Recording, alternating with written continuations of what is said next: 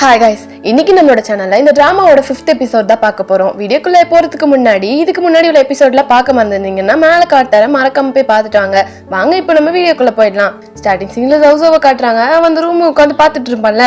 அப்போ அந்த ரூமை பார்க்கும்போது அவனுக்கு என்ன ஞாபகம் வருதுன்னா, சின்ன வயசுல இவன் ரெட் கலர் பொம்மையெல்லாம் வச்சு விளாண்டுட்டு இருந்திருப்பான். அதாவது அவனுக்கு சூப்பர்மேன்னா ரொம்பவே பிடிக்கும். அந்த மாதிரி டாய்லாம் வச்சு விளாண்டுட்டு இருக்கும்போது அவரோட அப்பா வந்து என்ன சொல்லியிருப்பாருன்னா, இங்க பாருப்பா, அவனோட கசினுக்கு வந்து இந்த ரெட் கலர்லாம் ஆகாது, ஸோ இனிமே நீ இந்த மாதிரி டாய்ஸ்லாம் வச்சு விளையாடக்கூடாது அப்படின்னு சொல்லிட்டு அவன் கையில இருக்க டாய்ஸ் அப்புறம் ரூம்ல இருக்க ரெட் கலர் திங்ஸ் எல்லாத்தையுமே எடுத்துட்டு போயிருப்பாரு.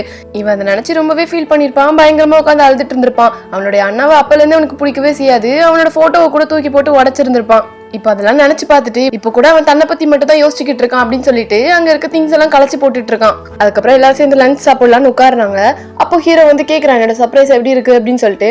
ரொம்பவே நல்லா இருக்கு அப்படின்னு சொல்லிட்டு அவனும் சொல்லிக்கிட்டு இருக்கான். எனக்கு நல்லாவே ஞாபகம் இருக்கு, சின்ன வயசுல இருக்கும்போது உன்னோட சூப்பர்மேனை அப்பா தூக்கிட்டு போயிட்டான்னு சொல்லிட்டு நீ ரொம்பவே ஃபீல் பண்ணி அழுதுட்டு இருந்தல, அதனால தான் நான் இப்போ இதெல்லாம் ரெடி பண்ணேன் அப்படின்னு சொல்லிக்கிட்டு இருக்கான். அதுக்கு அங்கிள் என்ன சொல்றாருன்னா, இங்க பாருப்பா, நீ அவனுக்காக இதெல்லாம் பார்த்து பண்ற ஓகே, ஆனா உனக்கு தான் இந்த ரெட் கலர்னா ஆகாது இல்ல, அதனால நீ இவ்வளோ ரிஸ்க் எடுத்து இந்த மாதிரி பண்ணணும்னு அவசியமே இல்லை, இனிமே இந்த மாதிரிலாம் ரிஸ்க் எடுக்காது அப்படின்னு சொல்லிட்டு ஹீரோ கிட்ட அட்வைஸ் பண்ணிட்டு இருக்காரு. இதை பார்த்து அவனுக்கு அப்படியே டென்ஷன் ஆயிடுது.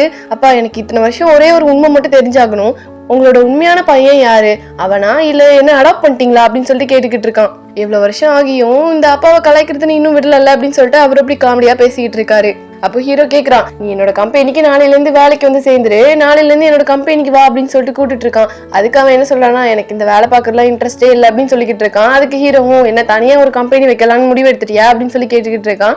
அதுக்கு அவன் என்ன சொல்றான்னா, இந்த வேலையே பார்க்காம சும்மா அப்படி வெட்டியா உட்காந்து காசு சம்பாதிக்கிற மாதிரி ஏதாவது ஒரு வேலை இருந்தா சொல்றியா அப்படின்னு சொல்லி கேட்டுக்கிட்டு இருக்கான். அதுக்கு ஹீரோவும், நீ என்ன ஆமை மாதிரி இருக்கணும்னு ஆசைப்படுறியா அப்படின்னு சொல்லி கேட்டுட்டு இருக்கான். அப்படி அங்க இருக்க எல்லாருமே சிரிச்சிடுறாங்க.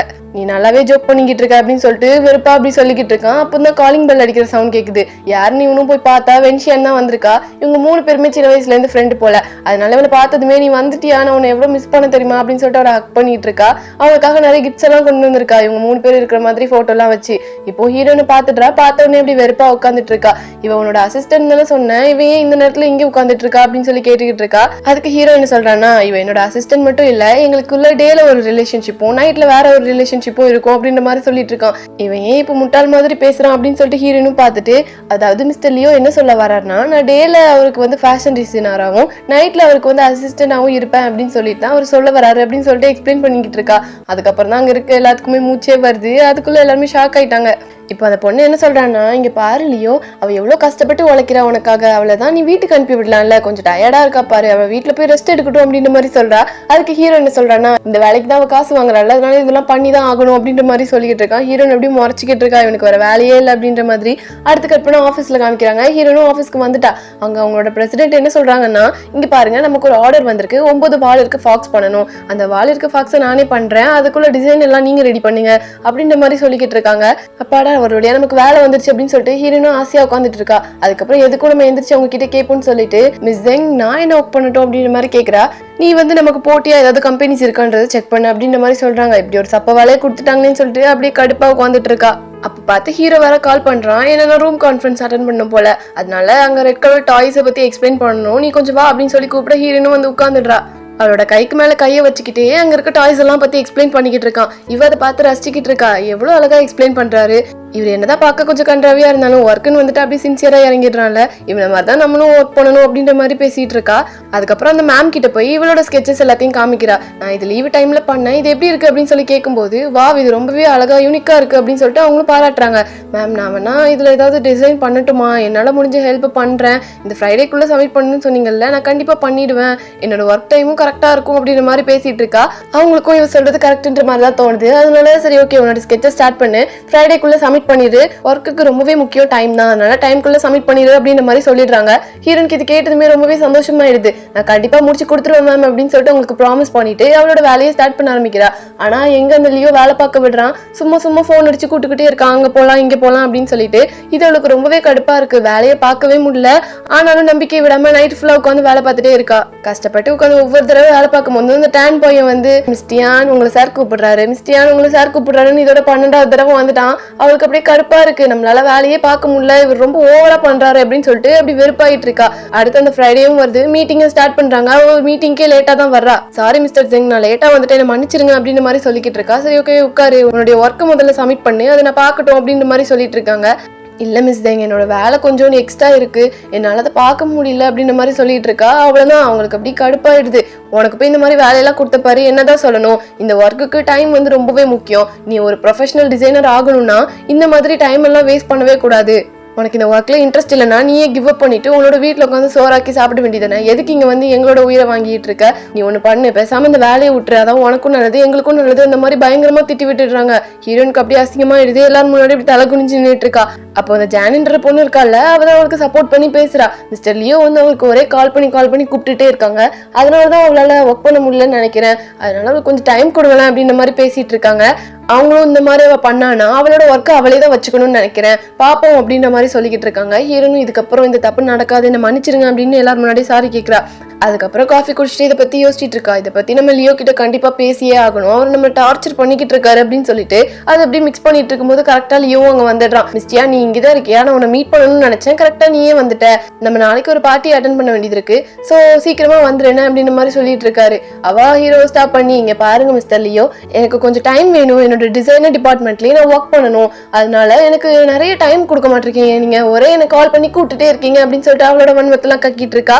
அதுக்கு ஹீரோ என்ன சொல்றான்னா, உன்னை என்னோட லிவிங் அசிஸ்டண்டா போட்டுக்கிறது தானே உன்னோட வேலையே, நீ தானே டிசைன் டிபார்ட்மெண்ட்ல போய் சும்மா வெட்டியா உட்காந்துட்டு இருக்க, அதனாலதான் இன்ஃபர்மேஷன் மட்டும் கலெக்ட் பண்ற மாதிரி ஒரு இடத்துல உன்ன வேலைக்கு போட்டிருக்கேன், உனக்கு அங்க என்ன வேலை இருக்க போகுது, இன்ஃபர்மேஷன் மட்டும் கலெக்ட் பண்றது சாதாரண வேலை தானே அப்படின்ற மாதிரி சொல்லிட்டு இருக்கான். ஹீரோனுக்கு அப்படி கடுப்பா இருக்கு. மிஸ்டர் லியோ நீங்க என்ன சொல்றீங்க, நான் இன்ஃபர்மேஷன் மட்டும் கலெக்ட் பண்ணணும்னு சொல்றீங்களா, நான் இன்னும் நிறைய கத்துக்கணும், இதுல நிறைய இறங்கி வேலை செய்யணும்னு ஆசைப்படுறேன், உங்களால என்னோட கரியரே போயிடும் போல, எனக்கு ரொம்ப கஷ்டமா இருக்கு அப்படின்ற மாதிரி பேசிட்டு இருக்கா. ஆனா அவன்லாம் அது கேட்கற மாதிரி இல்ல.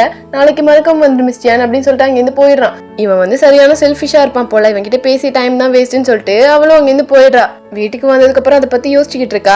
அடுத்த செகண்ட் ஹீரோ வந்து மெசேஜ் பண்றான், மிஸ்டியான் என்ன பண்ற அப்படின்ற மாதிரி. வீட்லயே நம்ம நிம்மதியா இருக்க விட மாட்டான் போலயே அப்படின்னு சொல்லிட்டு அதுக்கு ரிப்ளை பண்றா. உங்களை மாதிரி பெரிய ஆளுங்க கூட எல்லாம் நான் பழகுனா நான் கனவு காண்றதே நிறுத்திடுவேன் போல அப்படின்ற மாதிரி சொல்லிக்கிட்டு இருக்கா.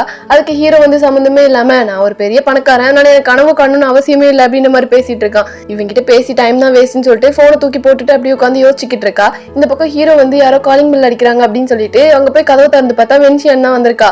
அவனுக்காக ஒரு பெயிண்டிங்கை கிஃப்ட் பண்ணிருக்கா போல, அதை கொண்டுட்டு வீட்டுக்கு வந்திருக்கா. இவளை பார்த்த உடனே இவ வேற கையை வச்சுட்டு சும்மா இருக்க மாட்டாளே, எதையாவது போட்டு உடச்சிட்டே இருப்பாளே, என்ன பண்றதுன்னு தெரியல, நம்ம டியானை தான் கூப்பிட்டே ஆகணும் அப்படின்னு சொல்லிட்டு டியானுக்கு கால் பண்ணி கொஞ்சம் இங்க வர முடியுமா அப்படின்ற மாதிரி கேட்டுக்கிட்டு இருக்கான். அதுக்கு ஹீரோயின் என்ன சொல்றானா, என்னால வர முடியாது, என்னோட ஒர்க் டைம் வந்து முடிஞ்சு போச்சு, இப்போ கூட என்ன நிம்மதியா இருக்க விட மாட்டீங்களா அப்படின்ற மாதிரி கேட்டுட்டு இருக்கா. இங்க ஒரு பூகம்பமே வந்திருக்கு, தயவு செய்து எனக்கு ஹெல்ப் வேணும், நீ சீக்கிரம் இங்க வா அப்படின்னு சொல்லி கூப்பிட்டு இருக்கான். அதுக்கு ஹீரோனும் இதான் சாக்குன்னு சொல்லிட்டு, அப்பனா மிஸ் டியான் என்ன மாதிரி வேலையெல்லாம் பார்க்கணுன்றதை ப்ராமிஸ் பண்ணுங்க அப்படின்னு சொல்லிக்கிட்டு இருக்கா. அவனும் சரி சரி ப்ராமிஸ் பண்ற, நீ சீக்கிரம் இங்க வா அப்படின்னு சொல்லிட்டு அப்படியே கத்திக்கிட்டே இங்க ஓடிக்கிட்டு இருக்கான். என்னாச்சு இருக்கு அப்படின்ற மாதிரி இங்க ஹீரோயின் பாத்துட்டு இருக்கா. அங்க என்ன நடந்திருக்கு அப்படின்னா, அவ வந்து ஒரு எக்ஸ்பென்சிவான ஒரு ஜாரை உடச்சிட்டா போல கீழே போட்டு. அதை பார்த்தோன்னே ஹீரோக்கு அப்படி கடுப்பா இருக்கு, இது ரொம்ப எக்ஸ்பென்சிவான ஐட்டம் அப்படின்ற மாதிரி சொல்லிக்கிட்டு இருக்கான். வென்ஷியன் என்ன சொல்றானா, நான் வேணா இதுக்கு பதிலா எங்க அப்பாவோட ஜாரை கொடுத்துடுறேன், என்ன மன்னிச்சிருலையோ அப்படின்ற மாதிரி பேசிக்கிட்டு இருக்கா. அதுக்கப்புறம் நானே இதை கிளீன் பண்ணிடுறேன் அப்படின்னு சொல்லிட்டு வீட்டுக்குள்ள போறா. அங்க ரொம்பவே எக்ஸ்பென்சிவான ஒரு பெயிண்டிங் வேற இருக்கு, அதை வேற டச் பண்ணி வா இது எவ்வளவு அழகா இருக்கு அப்படின்னு சொல்லி பாத்துட்டு இருக்கும்போது ஹீரோக்கு அவ்வளவுதான் அப்படின்னு நெஞ்சு வெளியே வந்துருது. எம்மாமா தாயே தயவு செய்து இங்க மாமா அந்த பெயிண்டிங் பாரு அப்படின்னு சொல்லிட்டு அவளை அப்படி திசை திருப்பி கூட்டிட்டு வந்துடுறான் இந்த பக்கம். அப்ப பார்த்து காலிங் பெல் அடிக்கிற சத்தம் கேக்குது. இவனும் யாருன்னு கதை தந்து பார்த்தா நல்ல விளையாட்டியா நாங்க வந்துட்டா. டியான் உள்ள ஒரு பெரிய பூகம்பமே இருக்கு, தயவு செய்து எனக்கு ஹெல்ப் பண்ணு அப்படின்ற மாதிரி சொல்லிக்கிட்டு இருக்கான். அப்போ ஹீரோயின் கரெக்டா ரெக்கார்டர் ஆன் பண்ணி, மிஸ்டர் லியோ எனக்கு நீங்க ஒரு ப்ராமிஸ் பண்ணி கொடுத்தீங்கல்ல, அது என்னன்னு திரும்ப சொல்றீங்களா அப்படின்னு சொல்லி கேட்டுட்டு இருக்கா. இவன் அப்ப பார்த்து சோதிக்கிறாளே அப்படின்னு சொல்லிட்டு சரி சொல்றேன் அப்படின்னு சொல்லிட்டு, மிஸ் டியான் வந்து டேல டிசைனராகவும் நைட்ல எனக்கு லிவிங் அசிஸ்டன்டாவும் இருப்பா அப்படின்னு சொல்லிட்டு ப்ராமிஸ் பண்ணி கொடுக்குறான். அதை அவ ரெக்கார்ட் பண்ணதுக்கு அப்புறம் வீட்டுக்குள்ள வாமா தாயின்னு சொல்லிட்டு அவளை கையை பிடிச்சி இழுத்துட்டு ஓடிடுறான், கதவையும் சாத்திடுறான். ஹீரோன் வந்து வீட்டுக்குள்ள வந்துட்டு அங்க இருக்க திங்ஸ் எல்லாம் கொட்டி கிடக்குது. அதை பார்த்த உடனே என்ன இங்க ஏதோ நாய் வந்துருச்சா அப்படின்னு சொல்லிட்டு வந்தவனே வென்ஷியனா அசிங்கப்படுத்திட்டு இருக்கா. இவளுக்கு இவதான் கரெக்ட் அப்படின்னு சொல்லிட்டு ஹீரோ மனசுக்குள்ளே நினைச்சிட்டு இருக்கான். இங்க பாருலையோ இவ என்ன பார்த்து நாயின்னு சொல்றா அப்படின்னு சொல்லிட்டு அவளும் கம்ப்ளைண்ட் பண்ணிக்கிட்டு இருக்கா. அதுக்கப்புறம் ஹீரோன் வந்து அங்க இருக்க திங்ஸ் எல்லாம் கிளீன் பண்ணிட்டு மேல இருக்கிற திங்ஸ் எல்லாம் கிளீன் பண்ணணும்னு சொல்லிட்டு ஒரு ஏரி மாதிரி போட்டு அதை ஏறி அங்க இருக்க திங்ஸ் எல்லாம் கிளீன் பண்ணிட்டு இருக்கா. மிஸ்டர் லியோ என்னோட வேலை முடிஞ்சிச்சு, நான் வீட்டுக்கு போறேன் அப்படின்னு சொல்லிட்டு கரெக்டா திரும்பவும் ஹீரோன் அப்படி ஸ்லிப் ஆகி ஹீரோட ஷோல்டர்ல கையை வச்சுட்டு தெரியாம ஹீரோட நெத்தியில வேற கிஸ் பண்ணிடுறா. இது அப்படி வென்ஷியனுக்கு பார்க்கவே கடுப்பா இருக்கு. இங்க என்ன நடந்துட்டு இருக்கு அப்படின்ற மாதிரி கடுப்பா பாத்துட்டு இருக்கா. ஹீரோனுக்கும் என்ன நடந்துச்சுன்னு புரியல, ஸ்லிப் ஆகி தான் விழுந்திருக்கு. ஐயோ நம்ம என்ன பண்ணிட்டு இருக்கோம் அப்படின்னு சொல்லிட்டு கொஞ்ச நேரம் கழிச்சு ரெண்டு பேரும் நார்மல் ஆயிடுறாங்க. ஹீரோயின் வந்து நான் வீட்டுக்கு போறேன் அப்படின்னு சொல்லிட்டு வீட்டுக்குள்ள ஓடிட்டு இருக்கா. இவன் என்ன வீட்டுக்குள்ள ஓடிட்டு இருக்கா அப்படின்னு மாதிரி எல்லாரும் பாக்குறாங்க. டியான் வாசல் அந்த பக்கம் இருக்கு, அந்த பக்கம் போகணும் அப்படின்னு சொல்லிட்டு அவளே சொல்லிட்டு வெளியில ஓடிட்டு இருக்கா. அப்போ வென்ஷியான் வந்து நானே இவனோட ஹெட்ல கிஸ் பண்ணது இல்ல, இவன் என்ன தைரியம் இந்த கிஸ் பண்ணிருப்பா அப்படின்னு சொல்லிட்டு முறைச்சுக்கிட்டே பாத்துட்டு இருக்கா ஹீரோவை. ஆனா அவன் அதெல்லாம் கண்டுக்கவே இல்ல.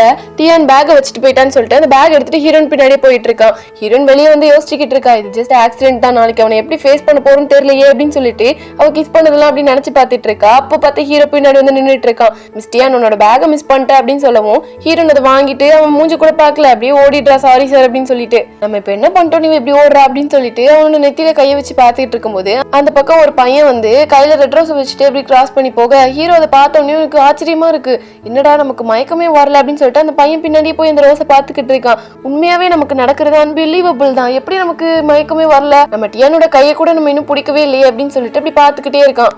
வீட்டுக்கு வந்ததுக்கு அப்புறம் அவனுக்கு இருக்க ஃபோபியா போயிடுச்சு அப்படின்னு தெரிஞ்சு ரொம்பவே சந்தோஷப்படுறான். ஃபர்ஸ்ட் டானுக்கு கால் பண்ணி, டான் எனக்கு நாளைக்கு இருக்கிற எல்லா அப்பாயின்மெண்ட்டையும் கேன்சல் பண்ணிட்டு எனக்கு லீயோட ஒரு அப்பாயின்மெண்ட் ஃபிக்ஸ் பண்ணிட்டு நாளைக்கு ஃபுல்லா நான் அவர் கூட தான் இருக்க போறேன் அப்படின்ற மாதிரி சொல்ல அவன் கேட்கறான், என்னாச்சு சார் ரெட் ஃபோபியா அதிகமாயிடுச்சா அப்படின்னு சொல்லி கேட்க, இல்ல டான் இதுக்கப்புறம் தான் நான் சந்தோஷமாவே இருக்க போறேன் அப்படின்னு சொல்லிட்டு ஒரு ஐட்டம்ஸ் அங்க போட்டு பயங்கரமா டான்ஸ் எல்லாம் ஆடிக்கிட்டு இருக்கான். அவனுக்கு ரெட் ஃபோபியா போனது ரொம்பவே சந்தோஷமா இருக்கு. ரூம் ஃபுல்லா அப்படி ரெட் கலர்ல திங்ஸா வச்சுட்டு ரெட் கலர் லைட் எல்லாம் போட்டு பயங்கரமா டான்ஸ் ஆடிக்கிட்டு இருக்கான். அதுக்கப்புறம் அடுத்த நாள் லீய போய் மீட் பண்றான். அப்போ அவனுக்கு ஒரு இல்யூஷன் மாதிரி வருது. அவனுக்கு சின்ன வயசுல ஆக்சிடென்ட் ஆயிருக்கும் போல, அந்த ஆக்சிடென்ட்ல அவன் ரத்தத்தை பார்த்தா பயமா இருக்கு அப்படின்ற மாதிரி பேசிட்டு இருந்திருப்பான். அப்போ அந்த பக்கம் ஒரு பொண்ணு வந்திருப்பா, நீ எதுக்கும் பயப்படாத, பயமா இருக்கிற சமயத்துல நம்மளோட நெத்தில யாராவது கிஸ் பண்ணாங்கன்னா நமக்கு பயம் போயிடும்னு என்னோட அம்மா சொல்லியிருக்காங்க, அதனால நான் உன்னோட நெத்தில இப்ப கிஸ் பண்ண போறேன் அப்படின்னு சொல்லிட்டு அவனோட நெத்தில கிஸ் பண்ணி இருந்திருப்பா. அந்த பொண்ணு யாருன்றதுலாம் தெரியல. அந்த பொண்ணோட ஃபேஸ பாக்குறதுக்கு எவ்வளவு ட்ரை பண்றான், ஆனா அதுக்குள்ளே அந்த இல்யூஷன் போயிடுது. இந்த விஷயத்தெல்லாம் டாக்டர் லீ கிட்ட சொல்லிக்கிட்டு இருக்கும்போது டாக்டர் லீ வந்து அந்த பொண்ணு யாருன்னு உனக்கு தெரியுமா அப்படின்னு சொல்லி கேக்குறாரு. அதுக்கு அவனும் இல்ல எனக்கு தெரியாது அப்படின்ற மாதிரி சொல்லிக்கிட்டு இருக்கான். சரி ஓகே, இந்த மாதிரி சம்பவம் வேற போது நடந்திருக்கா அப்படின்னு சொல்லி கேட்கும்போது அவன் நேத்து நடந்ததை யோசிச்சு பாக்குறான். ஆனா எப்படி சொல்லுன்னு தெரியாம மிஸ் டியான் வந்து நேத்து ஆக்சிடென்ட்டா என்னோட நெத்தியில கிஸ் பண்ணிட்டாங்க அப்படின்ற மாதிரி சொல்றான். அதுக்கு அந்த லீயும் கூடிய சீக்கிரமே என்னோட நோய் வந்து சரியா போயிடும், அதுக்கான காரணம் அந்த பொண்ணா மட்டும் தான் இருப்பா, சோ ஓகே நீ எதுக்கும் கவலைப்படாத, இதுக்கப்புறம் நீ ஜாலியா இரு அப்படின்ற மாதிரி சொல்றாரு. அப்பலையும் நான் இன்னைக்கு ஃபுல்லா உங்க கூட சேர்ந்துதான் ஜாலியா இருக்க போறேன் அப்படின்ற மாதிரி சொல்றான். அவன் என்னென்ன கூத்தெல்லாம் அடிக்க போறான்றத இதுக்கப்புறம் வரப்போற எபிசோட்ஸ் எல்லாம் பார்க்க போறோம். அதை நீங்க மிஸ் பண்ணாம பார்க்கணும்னா நம்ம voice of Shifa channel subscribe பண்ணி பக்கத்துல இருக்க பெல் ஐகானை கிளிக் பண்ணிருங்க.